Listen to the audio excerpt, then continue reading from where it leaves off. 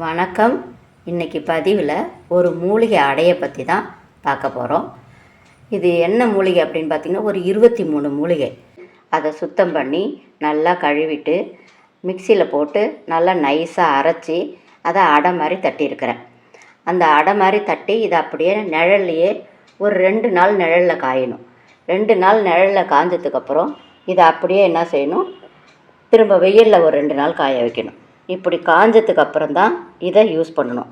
இது எதுக்கெல்லாம் யூஸ் பண்ணலாம் அப்படின்னு பார்த்தா, யாருக்கெல்லாம் முடி உதிருது, சீப்பை வச்சாலே சீப்பு ஃபுல்லாக தலைமுடி வருது அப்படின்னு சொல்கிறவங்க இதை யூஸ் பண்ணிக்கலாம். செம்பட்டையாக இருக்குது அப்படிங்கிறவங்க இதை செய்யலாம். முடி கலக்க இருக்குது, அங்கங்கே எட்ட தான் இருக்குது முடி அப்படின்னு இருக்கிறவங்க இதை எடுத்துக்கலாம். அது மாதிரி இருக்கிறவங்க இதை யூஸ் பண்ணிக்கிட்டே வந்தாங்கனாக்கா முடி முளைக்கும். அதே சமயத்தில் முடிக்கு தேவையான சத்தையும் இந்த மூலிகை அடை கொடுக்கும். இப்போ இதில் ஒரு 23 மூலிகை போட்டிருக்கிறேன்னா எதுக்காகனா, எல்லாமும் நம்ம தலைமுடிக்காக தான்.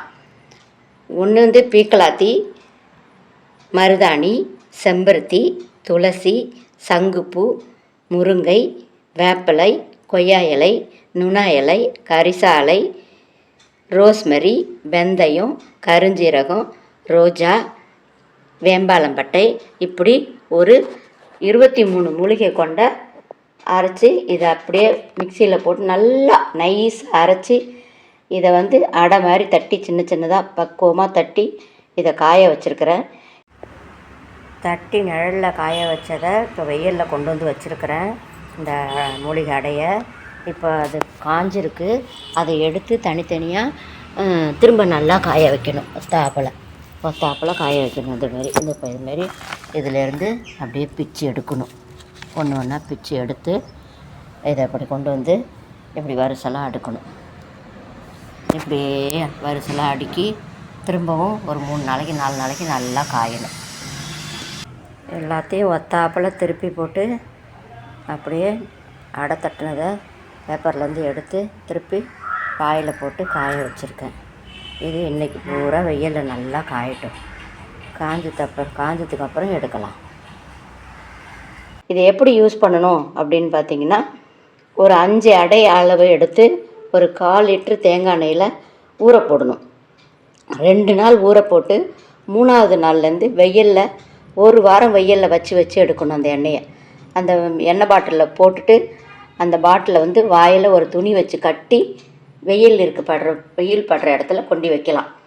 இல்லை மாடியில் இருக்கிறோம் நாங்களாம், எங்களால் வெயிலில் போக முடியாது அப்படின்னு நினைக்கிறவங்க ஜன்னல் ஓரத்தில் எப்படி இருந்தாலும் வெயில் படும், அந்த இடத்துல கொஞ்சம் இந்த பாட்டிலை வச்சிட்டோம்னாக்கா இருக்கும். வெயிலே இல்லைனாலும் வீட்டு உள்ளாரே ஒரு 15 நாள் அந்த பாட்டிலுக்குள்ளார வச்சிட்டோம்னா அந்த அடையெல்லாம் எண்ணெயில் ஊறி தேங்காய் எண்ணெய் கலர் மாறி இருக்கும்.